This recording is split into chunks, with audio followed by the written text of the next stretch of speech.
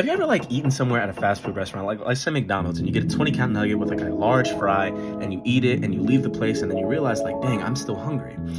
That's because the food didn't actually have what it needed necessary in order to fulfill you. And that's what Jesus says will happen to our souls when we chase the wrong things. Welcome back to 8 Days in the Beatitudes, where each and every day I talk about one of the 8 Beatitudes that Jesus talks about in Matthew chapter 5. Today we're on day 4.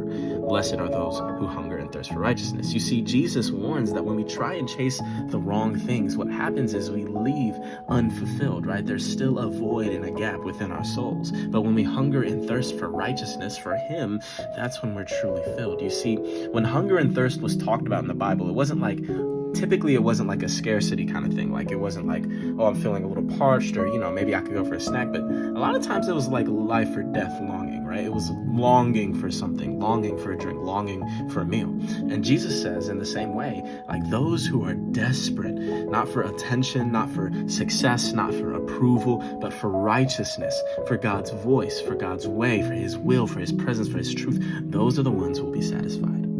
But the problem is, culture teaches us to crave the wrong things, right? Like grades, likes, relationships, money, and none of those things are bad in and of themselves, right? Like we can utilize those, but when we try and fill our soul with them, it's never enough. So I want to encourage you that try and fixate your hunger on something that's lasting instead of something that's worldly, fleeting, and really just unfulfilling. I'll see you tomorrow for the next episode. Peace.